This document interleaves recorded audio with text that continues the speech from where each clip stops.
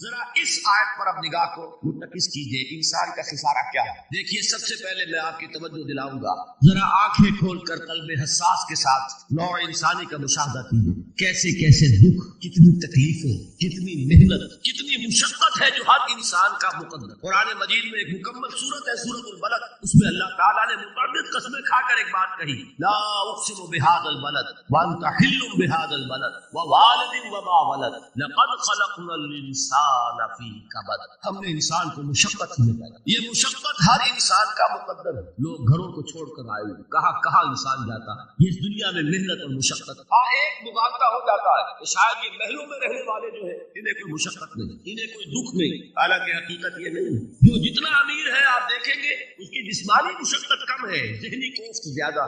ٹرینکولائزرز کی انہیں ضرورت پڑتی ہے، انہیں سیڈیٹیوز چاہیے، خواب آور دوائیں مزدور کو نہیں کبھی ضرورت پڑے۔ وہ 8 گھنٹے کی محنت کرنے کے بعد احساس ہوتا ہے کہ وہ صبح ہی کی خبر لے گا۔ اور یہ وہ لوگ ہیں کہ جن کو ہپنوٹکس، خواب آور دوائیاں، سیڈیٹیوز، مسکن ادویات، یہ سارا لیبلیم اور یہ ویلیم اور یہ فلاں اور یہ فلاں، یہ کہاں جاتا ہے؟ ذہنی سکون اور اطمینان انسان کو حاصل نہیں۔ کسی کی جسمانی مشقت ہے، کسی کی ذہنی مشقت۔ میں آپ کو یاد دلانا چاہتا ہوں مہاتما گوتم بدھ کا معاملہ۔ 30 برس کی عمر میں کپل وستو کا شہزادہ محل کو چھوڑ کر نکلے، جوان بیوی کو سوتا ہوا چھوڑ کر گئے، شیر خوار بچے کو چھوڑ کر، راجدھانی میں رہنے والا محل کا باسی جسے یہ معلوم ہے کہ باپ کے بعد مجھے یہ سلطنت ملنے والی ہے، کیوں گیا؟ کبھی کبھی آپ نے سوچا؟ اس نے انسان کے غم اور دکھ کا مشاہدہ، اس نے دیکھا کوئی اندھا ہے ٹھوکر کھا کر گر رہا، کوئی والدین کھڑے ہوئے رو رہے ہیں اور ان کی نگاہوں کے سامنے ان کا نہایت محبوب بچہ دم تو اور وہ کچھ نہیں کر سکتا۔ اس نے سوچا یہ صدمہ کیوں انسان، یہ دکھ اس کا مقدر کیوں؟ اس صدمے سے، اس دکھ سے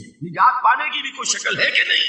انسانوں کی ایک عظیم اکثریت، شاہ ولی اللہ دہلوی رحمۃ اللہ علیہ کے الفاظ ہیں کہ وہ لدو اونٹ اور کولو کا بیل بن کر زندگی جو 8 گھنٹے تک اینٹیں ڈھو رہا، اس شخص کا تصور کیجیے، وہ واقعی انسان ہے یا حیوان بن گیا ہے؟ اور 8 گھنٹے کی اس محنت کے بعد بھی ہو سکتا ہے کہ 2 وقت کی روٹی اسے پوری نہ، اور یہ تو ہو سکتا ہے، نہیں ہوتا ہے کہ اگر بچہ بیمار پڑ گیا ہے تو شاید کوئی برتن بیچے بغیر اس کی دوا کا سامان نہ۔ ایسا شخص کتنے بوجھ پلا دوا، کتنی مشقت کے اندر پسا، لدو اور کولو کا بیل، انسانوں کی عظیم اکثریت کی سطح پر زندگی کی۔ لیکن آپ کو معلوم ہے کہ کولو کے بیل کے لیے مشقت ہی مشقت ہے، اس کے احساسات یہ نہیں ہے، کیونکہ ان سے انسان کو جو صدمہ پہنچتا، ایک بیل کو اس سے کوئی غرض نہیں کہ اس کا کوئی بچہ بھی تھا کہ نہیں تھا، اس کو کوئی بخار ہوا ہے یا کیا ہوا ہے، اس صدمے سے وہ بیل بچا ہوا۔ گھوڑے کو کوئی پتا نہیں کہ میرا بھی کوئی اولاد میری ہے یا نہیں ہے، اور مجھے اس کا کوئی صدمہ ہے یا دکھ ہے، کوئی پتا نہیں۔ لیکن انسان کا معاملہ یہ ہے کہ والدین کو جو دکھ دیکھنے پڑتے ہیں اپنے بچوں کی بھی اولاد کی، رات کی نیندیں حرام ہے اس لیے کہ بچہ بخار میں تپ رہا ہے یا درد سے تڑپ رہا ہے، لہذا نہ ماں سو سکتی ہے نہ باپ۔ میں نے ایک موقع پر دیکھا لاہور میں کیروسین آئل، اس زمانے میں ابھی سوئی گیس نہیں آئی تھی، اور اکثر و بیشتر جو ہے یہ مٹی کا تیل جو ہے ایندھن کے طور پر استعمال ہوتا تھا، اس کی شارٹیج ہو گئی، تو کئی فرلانگ لمبی قطاریں لگتی تھی ان دکانوں کے باہر، ڈپو کے باہر، اور ایسے منظر بھی کہ ایک خاتون برقع کو، ایک گود میں بچے کو لیے، ایک کی انگلی پکڑے ہوئے، بوتل ہاتھ میں لیے ہوئے تیل کے لیے، اور کئی گھنٹے کھڑی ہوئی۔ یہ مشقت انسان جھیلتا ہے۔ غالب نے اس کا نقشہ کھینچا ہے کہ رنج سے خوگر ہوا انسان کو مٹ جاتا ہے، مشکلیں اتنی بڑی مجھ پر کہ آسان ہو، ہم بھول جاتے ہیں، ورنہ واقعہ یہ کہ قلب حساس ہو اگر، اور قید حیات و بند غم، اصل میں دونوں ایک ہیں، موت سے پہلے آدمی غم سے نجات پائے۔ اچھا یہ تو ہوا لقد خلقنا الانسان فی کبد۔ حیوانات کا معاملہ ایک اور اعتبار سے آسان ہے، ان سے کوئی محاسبہ بھی ہے کیا؟ کوئی جواب دہی بھی ہے؟ کوئی ان کو اللہ کے حضور میں کھڑے ہو کر اپنے اعمال کا حساب بھی دے گا؟ انسان کی یہ ٹریجڈی ہے، یہ المیہ ہے انسان، اس کو بھی قرآن مجید کی ایک سورت میں قسمیں کھا، اذا السماء انشقت، کے بعد کیا فرمایا؟ یا ایھا الانسان انک کادح الی ربک کدحا فملاقیہ۔ اے انسان تیرا المیہ، تیری ٹریجڈی اس سے کہیں بڑھ کر ہے، تجھے صدمے پر صدمے جھیلتے ہوئے، مشقت پر مشقت برداشت کرتے ہوئے ایک روز اپنے رب کے حضور میں بھی کھڑا ہو، جواب دہی بھی کر۔ اس دن کے حساب سے، اس دن کے احساس سے جو بڑے ہماری امت کے عظیم جو گلے سرسبد ہیں، ان کا یہ حال آپ نے پڑھا ہوگا۔ حضرت ابوبکر صدیق رضی اللہ تعالیٰ عنہ وہ ایک عجیب کیف کے عالم میں فرمایا کرتے تھے، کاش میں درختوں پر چہچہاتی ہوئی چڑیا ہوتا جس سے حساب کتاب نہیں، کاش کہ میں گھاس کا تنکا ہوتا جو آج ہے اور کل آگ میں جلا دیا جاتا، ختم، اس سے محاسبہ کوئی نہیں۔ وہ جس کے احساس سے کہ حضرت عمر جو ہے اپنے انتقال کے وقت سخت بے چین، ان کے بیٹے حضرت عبداللہ ابن عمر رضی اللہ تعالیٰ عنہما ان کا سر جو ہے وہ اپنے زانوں پر رکھ لیا تو کہا نیچے ڈال دو، ایک عجیب بے کلی اور بے چین۔ انہوں نے کہا ابا جان آپ کیوں پریشان ہیں؟ آپ تو عشرہ مبشرہ میں سے، آپ کو تو اللہ تعالیٰ نے جنت کی بشارت حضور کے ذریعے سے اس دنیا میں دی۔ حضرت عمر فرماتے کہ خدا اللہ کی قسم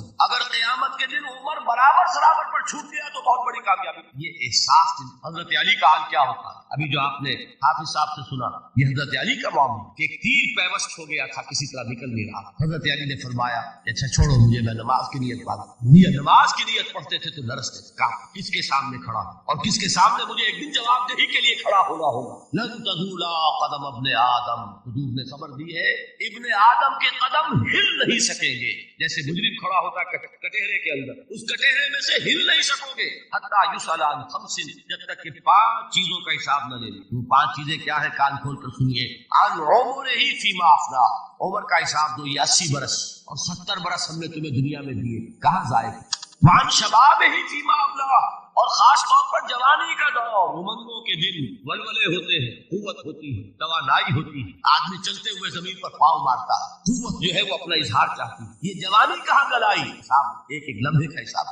مالہ من این اکتسبہ وفیما انفق. ایک ایک پائی کا حساب دو. مال کا کہاں سے کمایا تھا حلال سے کہ حرام سے اور کہاں خرچ کیا تھا. کوئی شروں میں عیاشیوں میں یا نیکی کے کاموں میں. ادائے حقوق اللہ کے دین کے لیے. 4 سوال ہو گئے. 2 زندگی کے بارے میں. ایک زندگی پوری بحیثیت مجموعی کہاں کس کام میں لگا اور خاص طور پر شباب کا دور کہاں لگا. 2 سوال مال کے بارے میں. کمایا کہاں سے حلال سے کہ حرام سے جائز سے کہ ناجائز سے خرچ کہاں. اور آخری سوال وعما عمل فیما علم.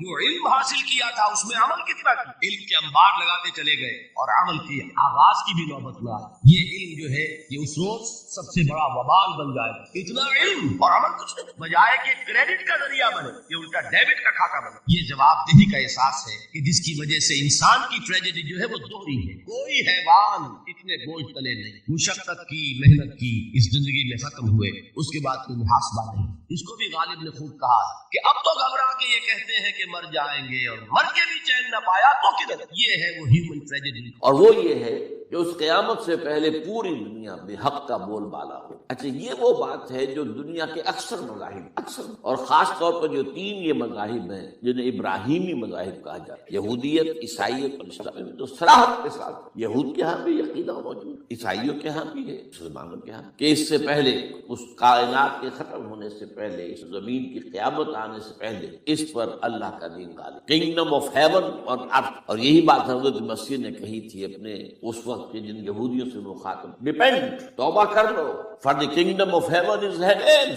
اب جو وہ ہے آسمانی بادشاہت آیا چاہتی وہ آسمانی بادشاہت تھی حضور کا ظہور صلی اللہ علیہ وسلم جس سے کہ وہ آسمانی بادشاہت قائم ہوئی اور پھر پھیلی کتنے بڑے علاقے. لیکن بہرحال پوری دنیا میں نہیں پھیل سکے. اس کے اسباب کیا تھے وہ اس وقت میرا موجود لیکن پھیلنا ہے. اس سے قبل کیا ہونا ہے یہ جو تیسری بات میں نے کہی ہے اس پر آپ کو یقین ہونا چاہیے. اس لیے کہ احادیث ہی قرآن مجید کا صغرا کبرا دلالت کرتا ہے اس پر کہ حضور کو بھیجا گیا غلبہ دین کے اور بھیجا گیا پوری نوع انسانی کے لیے. تو جب تک پوری نوع انسانی پر دین غالب نہ ہو تو حضور کا مقصد ابھی مکمل نہیں. اسی کو اقبال نے کہا تھا وقت فرصت ہے کہاں کام ابھی باقی. نور توحید کا اتمام ابھی باقی. یہ چمن معمور ہوگا نغمہ توحید سے. ایک وقت آئے گا یہ پورا یہ قرا جو ہے نغمہ توحید کے ساتھ اس کا جو ہے گونج جائے گا. لیکن یہ ابھی تو نہیں ہوا ہے نہ ہونا ہے. اس سے پہلے کا معاملہ ایک ہے کہ جس کی خبریں دی گئی اور وہ ہے کہ قیامت میں اس نظام دین حق کے غالب ہونے سے پہلے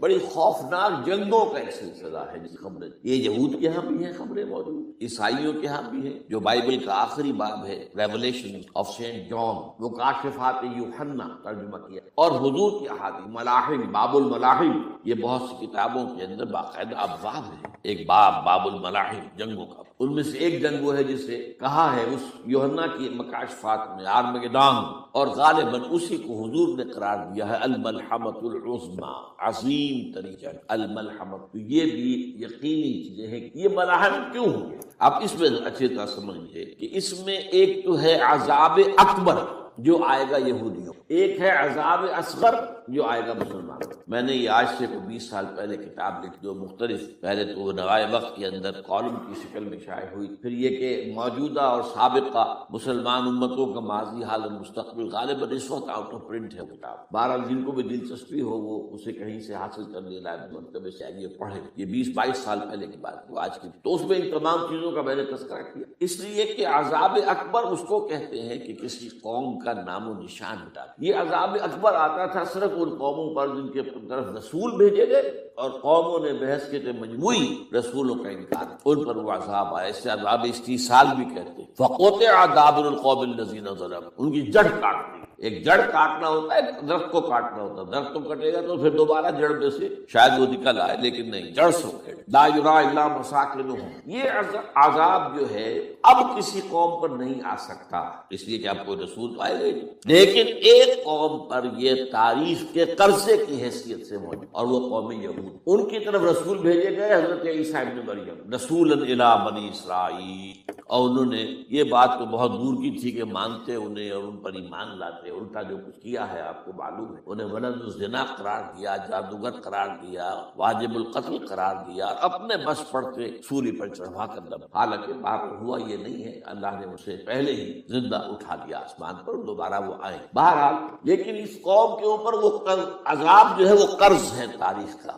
وہ قرض ادا ہوگا۔ حضرت مسیح علیہ السلام ہی آئیں گے دوبارہ، اور ان کے ہاتھوں اس امت کا خاتمہ ہوگا، ایک ایک فرد ختم ہو جائے گا۔ یہ جب میں نے یہ باتیں کہی تھی تو امریکہ میں یہودیوں نے بڑا شور مچایا، میرے خلاف جو ہے ان کی ایک مہم نکلی یہودی کی طرف کہ اس کی کتابیں وغیرہ، اس کے ویب سائٹ بند کرو، یہ جو ہے اینٹی سیمیٹک ہے، یہ کہتا ہے سب یہودی قتل ہو جائیں گے۔ یہاں پر بھی جو میرے ساتھ ایک ڈائیلاگ کرنے کے لیے کوئی 12 پروفیسر آئے تھے امریکہ وغیرہ، ان میں سے جو یہودی تھا تو اس نے بہت ناراضگی کا اظہار کیا، آپ کہتے ہیں سارے یہودی ختم کر دیے جائیں گے۔ یہ بات ظاہر بات ہے پیلیٹیبل نہیں، لیکن پھر ہمارے ساتھی جو وہاں پر تھے امریکہ میں پریشان ہوئے کہ آپ کے خلاف یہاں پر اب یہ مہم شروع ہو۔ تو انہوں نے بتایا کہ جو زائنسٹ ہے، جوش زائنسٹ، اور اس کے ساتھ ہے کرسچن زائنسٹ۔ کرسچن زائنسٹ کا رسالہ نکلتا ہے ٹرمپٹ، جو فلاڈیلفیا ٹرمپٹ، اس کے مدیر نے خود لکھا ہے کہ 80% یہودی قتل ہو جائے۔ اس کو میں نے یوں سمجھا ہے کہ 20% وہ ہوں گے کہ جو حضرت مسیح کی آمد ثانی پر ایمان وہ بچ جائیں گے، لیکن باقی جو اڑے رہیں گے اس کے بعد بھی وہ ختم۔ تو یہ عذاب الاکبر جو ہے تاریخ کا ایک قرض ہے کہ جو ادا ہوگا، ورنہ کسی اور قوم پر یہ عذاب اکبر اب نہیں۔ لیکن دوسرے درجے میں یہ عذاب ہوگا امت مسلمہ پر۔ امت مسلمہ بھی تو عذاب کی مستحق ہو گئی۔ وہ عذاب جو یہودیوں پر بہت پہلے آئے تھے، ضربت علیہم الذلۃ والمسکنۃ وباؤوا بغضب من اللہ، یہ تھا کہ نہیں؟ حالانکہ انہوں تو یہ خیال تھا کہ we are the chosen people of the lord, ہم تو اللہ کی منتخب قوم ہے۔ وی آر دی، قرآن کہتا ہے کہ ان کا قول یہ تھا نحن ابناء اللہ واحباؤہ، ہم تو اللہ کے بیٹوں کی طرح ہیں اور اللہ کی جو ہے بہت چہیتے ہیں۔ عذاب آئے، نبوکدنضر کے ہاتھوں آیا، اسیرینز کے ہاتھوں آیا، پھر یونانیوں کے ہاتھوں، الیگزینڈر دی گریٹ کے ہاتھوں آیا، پھر رومنوں کے ذریعے سے آیا، اور پچھلی صدی میں جرمنوں کے ذریعے سے عذاب آئے۔ یہ عذاب، لیکن قوم ختم نہیں ہوئی، وہ عذاب اکبر نہیں تھے، یہ عذاب مختلف حصوں میں آئے اور بڑی بڑی تباہیاں آئیں، لیکن وہ عذاب اکبر نہیں۔ اسی طرح کے عذاب ہم پر بھی آئے، ہم پر کروسیڈرز آئے اور لاکھوں مسلمان قتل ہوئے۔ یروشلم ہمارے ہاتھ سے 88 برس تک نکلا رہا اور اس پر عیسائیوں کا قبضہ رہا، ندیاں خون کی بہہ گئی مسلمانوں، اور پورا میڈیٹرینین کا ایریا جو ہے تقریباً قبضے میں رہا ہے عیسائیوں۔ پورا یورپ اس وقت آیا تھا جو کروسیڈ نے 250 برس تک وہ جاری رہے، waves after waves of the crusaders coming and attacking and conquering the cities. یہ جتنی بھی فلسطین وغیرہ کا علاقہ ہے جس کے اندر ان کا اثار ہے، اور شام کا علاقہ سائل، پھر آپ کو معلوم ہے ہمارے اوپر عذاب اس سے بھی بڑا، اس سے کئی گنا بڑا آیا، تاتاریوں کے ہاتھوں کروڑوں کے قریب انسان جو ہے مسلمان قتل ہوئے۔ پھر اس کے بعد آپ کو معلوم ہے کہ پھر یہ یورپین کولونیلزم آ گیا، جیسے ان پر آئے تھے یونانی اور پھر رومی اور اب پھر جرمن، ہم پر آئے انگریز آئے، کہیں ولندزی آئے، کہیں ڈچ آئے، کہیں ہسپانوی آئے، کہیں اطالوی آئے، کہیں اسپینیئرز آئے، اور پورا کا پورا عالم اسلام ان کی زیر نگی آیا کہ نہیں آیا، دی کلونیل ایرا جسے آپ کہتے ہیں۔ تو وہ عذاب ابھی اس امت کے اوپر اور باقی ہے، ایک قرض ہے، اور وہ کیا؟ یہ کلونیل ایرا جب ختم ہوا ہے، ہم آزاد ہونے، اب یہ ہمارے لیے ایک امتحان کا مرحلہ تھا بہت بڑا۔ آزاد ہو کر تم کیا کرتے ہو؟ پہلے تو ہم کہہ سکتے ہیں کیا کریں، ہمارے اوپر تو ہم تو مجبور ہیں، ہمیں غلام بنا لیا انگریزوں نے آ کر، ہمیں فرانسیسیوں نے غلام بنا لیا، ہمیں اطالویوں نے غلام بنا لیا، ان طاقت کے آگے ہم بے بس ہیں، لاچار ہیں۔ لیکن اب آزادی دے کر فَيَنظُرَ كَيْفَ تَعْمَلُونَ، اب تمہیں آزادیاں دے کر پھر اللہ دیکھے گا تم کرتے کیا کیا ہم نے۔ جو مسلمان قوم ملک آزاد ہوا اس نے یا تو اپنا قبلہ بنایا واشنگٹن کو یا بنایا ماسکو، کسی نے قرآن کو اپنا امام، دعائیں مانگتے ہیں وَاجْعَلْهُ لَنَا إِمَامًا وَنُورًا وَهُدًى، لیکن اس کو امام بنانا، اپنا امام بنانا، اس کے پیچھے چلنا، اس کے احکام کو نافذ کرنا، اس کی شریعت کی تنفیذ کرنا، یہ اس کی تہذیب، اس کا تمدن دیا ہوا، اس کا معاشی نظام دیا ہوا، اس کو قائم کرنا، زیرو۔ اس لیے بہت بڑے عذاب کی ہم بات کڑوی ہے، اچھی نہیں لگے گی، لیکن میں یہ آج سے نہیں کہہ رہا ہوں، میں سن 80 سے یہ باتیں نوٹ کر لوں۔ البتہ اس میں یہ ہے کہ اس امت کا معاملہ سب کا ایک جیسا ہے، لیسو سواء، جیسے سورہ آل عمران میں کہا گیا ہے کہ یہ اہل کتاب بھی سب ایک جیسے نہیں، ان میں بھی کچھ نہ کچھ نیک لوگ تھے، امت قائمۃ آناء اللیل، راتوں کو کھڑے رہنے والے، عبادت کرنے والے موجود۔ عیسائیوں میں احبار اور رہبان جو تھے وہ بڑے نیک لوگ تھے، اس وقت بھی موجود، لیکن بحثیت مجموعی کا معاملہ کیا ہے اس کو دیکھنا پڑتا ہے، بحثیت مجموعی صورتحال۔ تو صورتحال کیا ہے کہ ہم نے کہیں بھی اللہ کے دین کو قائم نہیں کیا، مذہب تو ہے لیکن ظاہر بات ہے کہ جرم جو ہے تو پوری امت کا، لیکن سب برابر نہیں ہے۔ سب سے بڑے مجرم عرب مسلمان، کیوں؟ انہیں اللہ نے جو مقام دیا وہ کسی اور کو نہیں دیا، حضور ان میں سے تھے، یہ رتبہ بلند ملا جس کو مل گیا، رسول عربی ہے۔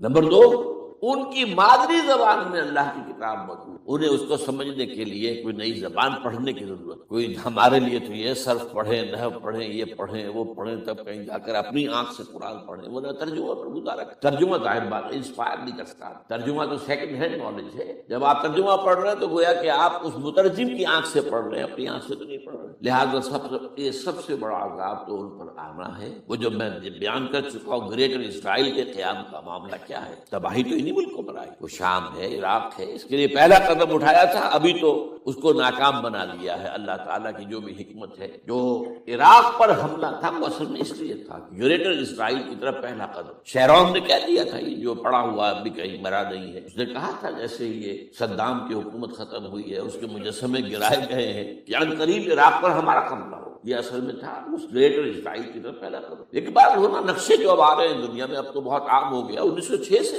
2006 سے چھپا ہوا نقشہ ہے وہ، اور ہمارے اخبارات میں اس کا آدھا ابھی آیا ہے، باقی آدھا تو لیا ہی نہیں گیا ہے، باقی آدھا ہے مڈل ایسٹ سے متعلق۔ وہاں جو نئی تقسیم ہونی ہے، عراق کے 3 حصے ہونے ایک حصہ کردستان کے ساتھ مل جائے گا، وہ گریٹر کردستان، ایران کا کردستان، عراق کا کردستان، ترکی کا کردستان ملا کر ایک کردستان، جیسے ہمارے یہاں پاکستان کا بلوچستان، افغانستان کا بلوچستان اور ایران کا بلوچستان ملا کر گریٹر بلوچستان بنا۔ یہ ممکن ہے، یہ نقشہ تو اس میں دیا گیا ہے جو اب اخبارات میں چھپے۔ وہ اگلا حصہ جو ہے وہ میں آپ کو بتا رہا ہوں، اور جو سعودی عرب کے ٹکڑے ہوں گے کہ ایک چھوٹی سی ریاست بنا دی جائے گی مکہ مدینہ شہروں کے اوپر مشتمل، یہ ویٹیکان ہوگا، جیسے ویٹیکان سٹی ہے روم کے اندر، یہ عیسائیوں کا ایک بڑا مرکز ہے، تو ایک چھوٹی سی حکومت اسے کہتے ہیں، علیحدہ ہے، وہاں اطالوی حکومت کا قبضہ نہیں ہے، وہاں پہ ان کی اپنی حکومت ہے، پوپ کی حکومت۔ ایسے ایک ویٹیکن گویا کہ ایک مسلم ویٹیکن بنا دیا جائے گا مدینہ، یہ ان کے نقشے ہیں، یہ نہ سمجھے کہ ایسا ہوگا، یہ تو اللہ جانتا ہے، لیکن یہ کہ جو ہوگا وہ تو میں نے کئی دفعہ کہا، تو اللہ کو معلوم ہے،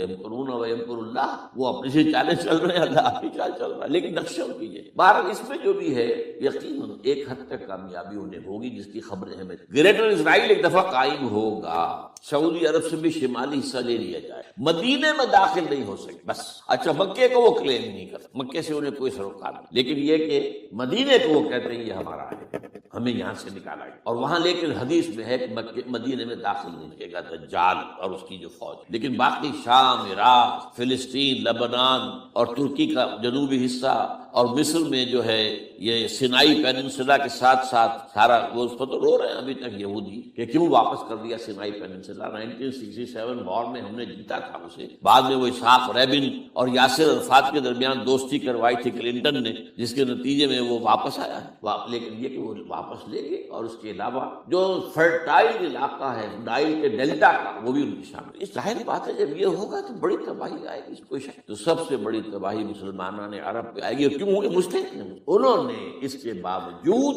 کہ قرآن ان کی اپنی زبان میں ہے، انہوں نے اس قرآن کو اپنا امام۔ نمبر 2 پر میں ہمیشہ کہتا رہا ہوں کہ جو مسلمانان عجم، اگر فرض کیجئے کہ 140 کروڑ مسلمان اس دنیا میں ہیں تو 30 کروڑ کے قریب جو ہیں وہ عرب ہیں، باقی 110 کروڑ جو ہیں، 1 ارب سے زیادہ تو غیر عرب مسلمان، ان میں سب سے بڑے مجرم وہ ہم مسلمانان نے پاکستان۔ ہم نے ایک تقسیم کرائی اسلام نام، ہم نے کہا کہ ہم اسلام کا نظام قائم کریں گے، اور اللہ نے ہمیں معجزے کے طور پر عطا کر دیا۔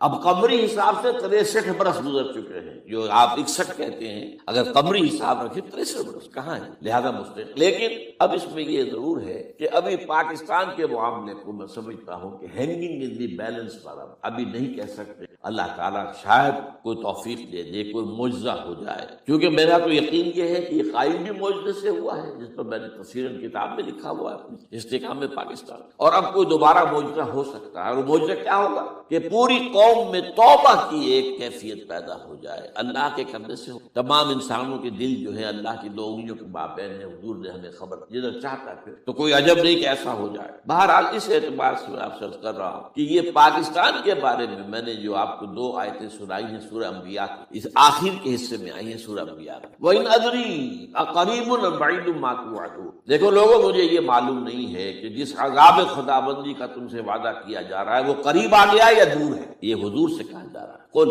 آپ یہ کہہ دیں، ان ادری اقریب ام بعید ما، ساتھ ہی یہ بھی فرمایا وَإِنْ أَدْرِي لَعَلَّهُ فِتْنَةٌ لَكُمْ وَمَتَاعٌ إِلَىٰ حِينٍ، اور مجھے نہیں معلوم، ہو سکتا ہے کہ یہ تمہارے لیے ایک فتنہ بن کر معاملہ آ گیا ہو اور ابھی تمہیں اور مہلت دے دی جائے۔ اس حوالے سے ہم نہیں کہہ سکتے۔ اب آپ کو معلوم ہے، میں تفصیل سے بیان کر چکا ہوں جس طریقے سے مجموعی طور پر پاکستان میں گھیراؤ کیا گیا ہے، اور جس طریقے سے یہ جتنا نیو کونز کا اور کرسچن اور جو جیوش زائنسٹ ہیں، اور اب ان کے اندر اضافہ کیجئے ہندو زائنسٹ کا، اب یہ جس طریقے سے گھیرے کے اندر لے رہے ہیں پاکستان، جس طرح بھارت کی فوج افغانستان میں بھی آ رہی ہے، اس نے اپنے کتنے قونصل خانے کھولے ہوئے ہیں افغانستان میں، کسی جو کچھ وہ ہو رہا ہے بلوچستان کے اندر، جو کچھ ہمارا پورا صوبہ سرحد ہے، اور اس سے آگے بڑھ کر جو کچھ کراچی میں ہو رہا ہے، یہ سارے معاملات جو ہیں وہ دیکھ تو گویا کہ باہر سے ہمارا گھیراؤ مکمل ہو چکا ہے۔ اور اس میں یہ ہے کہ تازہ جو بمبئی کے اندر جو ہوئے ہیں معاملات، وہ نوٹ کس طریقے سے اب اسے کہا جا رہا ہے کہ کسی مسلمانوں نے کیا ہے، حالانکہ اس کے سب سے بڑا ثبوت یہ ہے کہ ایک ہندو ہیمنت، جس نے کہ وہاں ساری تحقیقات کی کہ سمجھوتا ایکسپریس کو جو اڑایا تھا کس نے اڑایا تھا، اس کے انہوں نے کہا جب کی ہے تحقیقات، اب یہ اس کو ہندو قوم کے اندر کم سے کم یہ بھی بات موجود، جہاں وہ بدماشیاں ہیں وہاں یہ بھی ہے، یہ خیر بھی، جہاں برائیاں ہیں ان کے اندر وہ خوبیاں بھی ہیں۔ ان کا ایک کمیشن ہے صاف ایک ہندو کو، اور ہندو بھی سرونگ کرنل کہا یہ ہے ماسٹر مائنڈ، اس نے کروایا اور وہ گرفتار ہوا، serving kernel of Bharat army.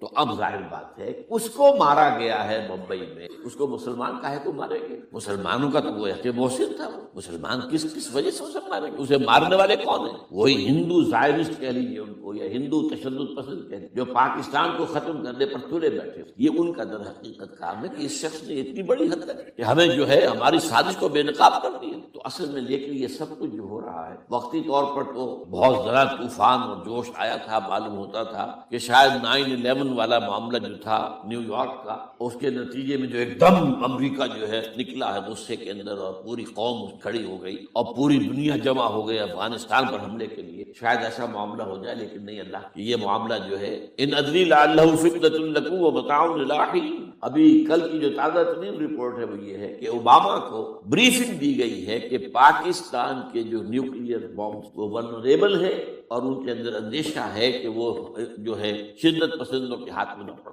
اس کو کوئی نہ کوئی بہانہ انہوں نے بنانا، یہ جو میں آپ سے عرض کر چکا ہوں۔ کچھ ہمارے لوگوں کو یہ امیدیں ہو گئی تھی براک اوباما کے آنے سے، یہ میں نے پھر اس کے بعد ایک مضمون میں پڑھا ہے، آپ کے لیے بھی نئی بات ہوگی۔ براک کا لفظ جو ہے اس میں یہ بھی اسلامی ہے، یہ برکت سے ہے، اس لیے کہ اس کا باپ جو ہے وہ سواحلی علاقے کا، سواحلی زبان جو ہے کینیا کا ساحلی علاقہ جو ہے وہ سواحلی زبان جو ہے اس میں عربی کی بڑی آمیزش، کیونکہ وہ تو بہت قریب ہے نا، عرب سے کتنا فاصلہ ہے، وہ درمیان میں وہ ریڈ سی ہے، بڑا چھوٹا سا سمندر، تو سواحلی زبان میں عربی اثرات، تو یہ برکت والی بات، جیسے ہم کہتے ہیں کسی کا نام برکت حسین، برکت علی، تو یہ وہ ہے باراک برکت والا، براک حسین اور پھر حسین کا نام۔ تو اس سے بڑی توقعات ہو گئی تھی، لیکن نظر یہ آ رہا ہے کہ جو بش کا ایجنڈا تھا، اس لیے کہ اصل میں اس کی پالیسی بنانے والے میں آپ کو بتا چکا ہوں کوئی ایک فرد نہیں ہوتا، وہ تو پورے ادارے ہیں، بڑے بڑے تھنک ٹینکس، اور یہ ثابت ہو گیا ہے کہ اس اوباما نے آتے ہی سب سے زیادہ کٹر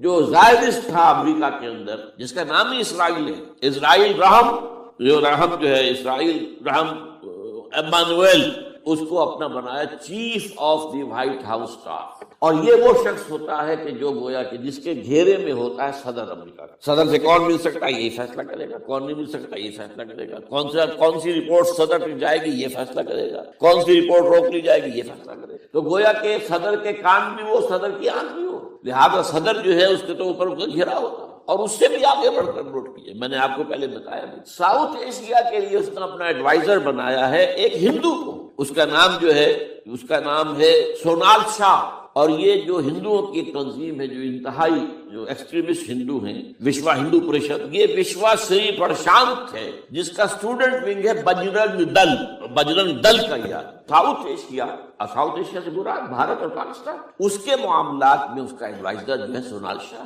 تو حالات جو ہے اس اعتبار سے انتہائی کے خطرناک. اور دوسری طرف اندرونی معاملہ کیا ہے؟ سائنس کی دو اصطلاحات آپ نے سنی ہوگی, centrifugal forces, centripetal force. Centrifugal وہ ہوتی ہے کہ جو مرکز سے توڑنے والی ہو, بھاگتا ہے ہر ایک مرکز کو چھوڑ کر, یہ سینٹریفیوگل فورس. سینٹریپیٹل وہ ہوتی ہے جو مرکز کی طرف لانے والی ہو, جو ایک مرکز کے گرد لوگوں کو جمع کرے. تو مرکز گریز اور مرکز کی طرف رخ کرنے والی. ہمارے پاس سینٹریپیٹل فورس صرف ایک ہے, وہ اسلام ہے, اور وہ ہے نہیں. ہر چند کہیں کہ ہے نہیں, کہاں ہے نظام, کہاں ہے مذہب؟ تو ہے مذہب, تو انڈیا میں بھی ہے مذہب, امریکہ میں بھی ہے مذہب کی تو کوئی کمی نہیں. فاسٹسٹ گروئنگ ریلیجن میں نے بارہا کہا ہے دنیا میں مانا جا رہا ہے کہ اسلام, لیکن مذہب دین, حضور بھیجے گئے تھے دین کو غالب کر. هو الذی ارسل رسولہ بالہدی ودین الحق لیظہرہ علی الدین. سینٹریفیوگل فورسز آپ کو یاد ہوگا, میں نے گنوا دیا تھا ایک دفعہ. آپ کا نارتھ پول کیا ہے؟ NWFP. وہاں حکومت اس نے کن کی ہے؟ وہ اسفند یار ولی, جس کا دادا جس نے پاکستان میں دفن ہونا گوارا نہیں, جن کا پختہ موقف یہ ہے, اس کے باپ کا بھی ولی خان کا یہ تھا کہ انگریز نے بنایا ہے پاکستانی, انگریز کا بنایا ہوا ہے, یہ انگریزی سازش کے نتیجے میں. and they believe it. اور اس کے ساتھ مولانا فضل الرحمان ہیں, جن کے والد مرحوم نے یہ کہا تھا کہ اللہ کا شکر ہے ہم پاکستان کے بنانے کے گناہ میں شامل نہیں تھے. یہ ہے اس وقت وہاں کی فورس. اور جنوب میں نہ معلوم کب سے ان کا نقشہ بن رہا ہے, جب سے یہ MQM قائم ہوئی تھی. مہاجر قومی موومنٹ تھی, بعد میں انہوں نے اپنا رنگ بدلا ہے, کچھ تبدیل کیا ہے, لیکن یہ کہ اصل میں تو وہی ہے. گرگٹ رنگ بدل رہے تو اس کی فطرت تو نہیں بدلتی ہے, تو وہی اردو اسپیکنگ. اور اب جو ہنگامے ہو رہے ہیں وہ پختون اور اردو اسپیکنگ کے درمیان ہنگامے ہو رہے ہیں, اور زیادہ پٹھانوں کو مارا جا رہا ہے, ان کی دکانیں جلائی جا رہی. یہ بسیں وسیں جتنی جلتی ہیں وہ اس لیے کہ زیادہ تر ٹرانسپورٹ جو ہے وہاں پر وہ پختونوں کے ہاتھ میں. یہ وزیری وغیرہ لوگ جو ہے محسود ہیں, یہ لوگ ہیں وہاں پر جو ہے اکثر و بیشتر بہت سے مساجد کے اندر آپ کو جو امام ملیں گے وہ پٹھان ملیں گے, جو پہرے دار ملیں گے وہ پٹھان ملیں گے, بہت بڑی تعداد. لیکن یہ کہ اس کے اوپر وہاں پر فساد کو, بلوچستان کا معاملہ سب کو معلوم. تو اندرونی طور پر جو سینٹریپیٹل فورس ہو سکتی تھی اس کو ہم نے کیا نہیں مضبوط, کمزور سے کمزور تک کر. اور اب جو کچھ ہو رہا ہے, اب مضامین آ رہے ہیں, آئلی قوانین میں تبدیلیاں کیوں کی جا رہی ہیں. یہ جو کانفرنس ہوئی تھی جو UNO کے اندر, بیجنگ +5 کانفرنس, جو بات اس میں طے اور اس میں یہ تھا طلاق کے معاملے میں مرد اور عورت کو بالکل برابر کر دیا جائے. اب وہی کر رہے ہیں آپ. یہ سفاری آئی کے لیے, جیسے مرد طلاق دے سکتا عورت بھی طلاق دے سکتی. اسلام میں یہ ہے کہ عورت طلاق دے نہیں سکتی. وہ لے گی یا تو شوہر سے خود کہے بھائی تم مجھے آزاد کر دو, تم نے مجھے مہر دیا تھا میں واپس کر, یا یہ آدھا لے لو, یا یہ ہے کہ وہ اپنے بڑوں سے بزرگوں سے اور اس کے بڑوں بزرگوں کو بیچ میں ڈالے, یا عدالت میں جائے. عدالت اگر کو قائل کر دے گی کہ عدالت کے واقعی اس کے معاملات ان کے صحیح ہم نہیں جیت سکے, وہ سیپریٹ کر دے گی. وہ ایک ہے خلا لی جا سکتی ہے, طلاق دی نہیں جا سکتی. یہ فرق رکھا گیا اسلام میں. مرد اور عورت اسینشلی برابر ہیں, as human beings they are equal. کوئی فرق, کوئی اونچا نہیں کوئی نیچا نہیں. جو بھی انسان کے اندر شرف انسانیت ہے, اشرف المخلوقات ہونے کا جو مقام حاصل ہے, وہ مرد کو بھی عورت کو, ان میں کوئی فرق نہیں. لیکن جب ایک مرد اور ایک عورت مل کر ایک خاندان کی بنیاد ڈالتے, اب وہ برابر نہیں. الرجال قوامون علی النساء. کوئی بھی انسٹیٹیوشن ہو اس میں دو برابر کے سربراہ نہیں ہو سکتے, دونوں کا اختیار ایک جیسا ہو تو کیسے چلے گی گاڑی؟ چل ہی نہیں سکتے. آپ ڈائریکٹر جو ہے 100 بنا لیں, مینیجنگ ڈائریکٹر ایک ہوگا, ظاہر بات ہے دو تو نہیں ہو سکتے. لہٰذا انسٹیٹیوشن فیملی کے لیے اسلام نے جو نظام دیا ہے, یہی طلاق کا معاملہ ہے, وراثت کا معاملہ ہے. عورت کے ذمے کچھ اور کام لگائے ہیں, مردوں کے ذمے کچھ اور کام لگائے ہیں. مرد ذمہ دار ہے, کفیل ہے, لہذا وراثت میں والد کے طرف سے 2 حصہ میں. لڑکی کی کوئی ذمہ داری ہے ہی نہیں, وہ تو بلکہ شادی بھی ہوگی تو شوہر سے مہر لے گی, لڑکا شادی کرے گا تو مہر دے گا. تو یہ تمام چیزیں جو ہے آرٹیکولیٹڈ ہیں, یہ ایک دوسرے کے ساتھ منطقی طور پر جڑی ہوئی, اور وہ جو ہے تباہ کرنے کا تلے ہوئے ہیں ہمارے خاندانی نظام کو عورت اور مرد کو برابر کر دیا. یہ سارا، اور اس سے پہلے جو آیا تھا معاملہ وہ بھی تقریباً یہ ہے کہ زنا کے معاملے سے جو خوف ہو سکتا تھا عورت کو وہ ختم ہو جائے. اس لیے کہ عورت کا معاملہ کیا ہے، اگر زنا سے حمل رہ گیا تو اس کا ثبوت تو آ گیا، کوئی اور گواہ ہے یا نہیں ہے، حمل کہاں سے لائی ہو تم، ٹھیک ہے طے کیا کر دیا. پرچہ بھی درج نہیں ہو سکتا اس کا جب تک کہ 4 چشمدید گواہ جا کر کسی مجسٹریٹ کے سامنے گواہی نہ دیں کہ ہم نے اپنی آنکھوں سے دیکھا ہے، تب پرچہ درج ہوگا، تحقیق اس کے بعد ہوگی. یہ کہاں ہو، اس کا مطلب ہے وہ خوف ختم. تو خوف ہو سکتا تھا جو عورت کو روکتا ہے. ایک تو یہ کہ ہمارے ہاں وہ جو بھی آبادی کا معاملہ تھا اور یہ جو برتھ کنٹرول کے معاملے نے آ کر خوف ختم کیے تھے، اور اس کی باقاعدہ جو ہے امریکہ میں، یورپ میں تعلیم دی جاتی، ٹین ایجرز کو اسکولوں کے اندر سکھایا جاتا ہے کہ تم جو چاہو کرو، لیکن یہ کہ یہ ذرا یہ احتیاط کرو، بس اللہ وہی اسی لیول پر ہماری تہذیب. اب یہ دونوں نقشے ایسے ہیں کہ جس کے نتیجے میں جیسا کہ میں نے عرض کیا محسوس ایسا ہوتا ہے. یہ میں ابھی کہہ رہا ہوں، میں یقین سے نہیں کہہ سکتا. وَإِنْ أَدْرِي لَعَلَّهُ فِتْنَةٌ لَكُمْ وَمَتَاعٌ إِلَىٰ حِينٍ. ہو سکتا ہے، ہوپنگ اگینسٹ ہوپ، ہو سکتا ہے کوئی معجزہ اللہ تعالیٰ کی طرف سے، جیسے کہ پہلے معجزہ آیا تھا تو خدایا آن کرم بارے دیگر کو نے اللہ دوبارہ بھی معجزہ دکھا، اور ان تمام سختیوں سے، ان تمام سے ہمیں گزار کر اس کا امکان موجود ہے. امکان کو میں نفی نہیں کر سکتا، اس لیے کہ اللہ کی قدرت ہے. یخرج الحی من المیت، مردے سے زندہ کو برآمد کرتا ہے. ایک قوم مر چکی ہو، اس میں سے ایک زندہ قوم برآمد ہو جائے. جیسا کہ میں نے پچھلے سال جو تحریک چلی تھی، جو وہ کلا کی تھی، میں نے کہا تھا کہ مجھے یہ گمان ہوا کہ میں یہ سمجھ بیٹھا تھا کہ یہ قوم بالکل مر چکی ہے، لیکن نہیں، جان ہے. یہ میں اس سے پہلے یہ جملہ کہا کرتا تھا، it's no use whipping the dead horse, لیکن میں نے کہا نہیں، جان میں. ہمارے ہاں کا پڑھا لکھا طبقہ، تعلیم یافتہ لوگ، انہوں نے جو سختیاں جھیلی، جس طریقے سے مسائل برداشت کر کے انہوں نے اس تحریک کو برقرار رکھا، اب تک رکھا ہوا، یہ بہت بڑا کارنامہ ہے. اور اسے معلوم ہوتا ہے، اس سے کچھ نہ کچھ امید کی کوئی کرن پھوٹتی نظر آتی. لیکن باقی جو لوگ کہتے ہیں کہ نہیں بس یہ تو بنا ہے اللہ کے حکم سے اور قائم رہے گا، ان سے میں کہا کرتا ہوں کہ وہ اللہ کی سنت سے واقف. اللہ کی سنت سزا کی بھی، اللہ تعالیٰ رسی دراز کرتا ہے ایک دم کھینچ بھی لیتا ہے. یہ بھی اللہ کی سنت، مہلت دیتا ہے پھر ایک دم جو ہے ایک وقت کے اوپر آ کر فیصلہ بھی کرتا. تو عدم نہیں، ڈرتے رہنا چاہیے. کچھ پتہ نہیں، ما غرک بربک الکریم، یہ قرآن مجید میں یہ مضمون کئی بار آیا کہ لوگوں کو بعض اوقات شیطان جو ہے یہ دھوکہ، اللہ بڑا کریم ہے، بڑا غفور ہے، بڑا رحم کرنے والا. بھائی وہ کریم ہے، غفور ہے، لیکن منتقم بھی ہے. انا من المجرمین منتقمون، ہم ان مجرموں سے انتقام لے کر رہیں گے. وہ تو منتقم بھی تو ہے، وہ سزا بھی تو دیتا ہے. اس نے جہنم جو ہے یہ کوئی ڈیکوریشن پیس کے طور پر تو نہیں بنائی ہے. کس لیے بنائی ہے؟ وہ تو ہم نے فیصلہ کیا، لأملأن جہنم من الجنۃ والناس اجمعین، یہ میں نے طے کیا. وہ تو اللہ تعالیٰ جو ہے سزا بھی دیتا ہے. تو اللہ تعالیٰ ہمیں سے بچائے. بہرحال ہو سکتا ہے کہ اس کے بعد بھی اللہ تعالیٰ ہمیں اور مہلت دے دے. اور اس مہلت کے لیے اس کرنے کا کام کیا ہے؟ کرنے کا کام یہ ہوگا دعا اور توبہ. پہلے توبہ کی جائے پھر دعا، ورنہ دعا قبول نہیں. پہلا کام توبہ. یا ایھا الذین آمنوا توبوا الی اللہ توبۃ نصوحا، اے اہل ایمان اللہ کی جناب میں توبہ کرو خالص. کیا مطلب ہے؟ اپنی زندگیوں میں سے شریعت کے خلاف، ویسے بھی اخلاقیات کے خلاف، جھوٹ، دغا، فریب، دھوکہ، غبن، سب کو ختم. سود، بے پردگی، عریانی، فحاشی، ختم. طے کر لو کوئی شخص شریعت کے خلاف اور اخلاقیات کے خلاف، صرف شریعت نہیں، ایک بنیادی انسانی اخلاقیات، اس کے سارے تقاضے پورے جو ہمارے یہاں ختم ہوئے. میں نے جیسا کہ بارہا کہا ہے کہ اس وقت دنیا کی سب سے بڑی منافق ترین قوم جو ہے مسلمانان پاکستان، جھوٹ اور وعدہ خلافی اور اس کے ساتھ جو ہے غبن کا معاملہ جتنا ہمارے ہاں، آپ پوری دنیا میں آپ کو کہیں. تو اس لیے پہلے توبہ کی جائے اور پھر دعا کی جائے. اس لیے میں نے آپ کو حدیث سنائی کہ اللہ کے فیصلے کو بھی کبھی کبھی دعا جو ہے لوٹا دیتی ہے. لیکن وہ دعا کب ہو؟ جب آپ نے اللہ کے ساتھ اپنا معاملہ صحیح فرمایا. حضور نے جو میں نے ترمذی کی روایت آپ کو سنائی، لا يرد القضاء الا الدعاء، اللہ کا فیصلہ بھی کبھی کبھی اللہ تعالیٰ کسی فیصلے کو مؤخر کر دیتا ہے. حضرت یونس علیہ السلام کی قوم پر اللہ کا فیصلہ آ چکا تھا، عذاب کے آثار شروع ہو چکے تھے، پوری قوم نے توبہ کی. اللہ تعالیٰ نے عذاب کو جو ہے وہ وہاں سے ہٹا لیا ان کے سروں پر سے، اور ایک مدت تک کے لیے انہیں مہلت بخشی. تو اس کے لیے تو یہ ہے کہ توبہ کی جائے اور دعا. اور اس میں یہ ہے کہ اس میں اس توبہ کا ایک حصہ لازماً یہ ہونا چاہیے کہ ہم طے کر لیں کہ اللہ اب مجھے اپنی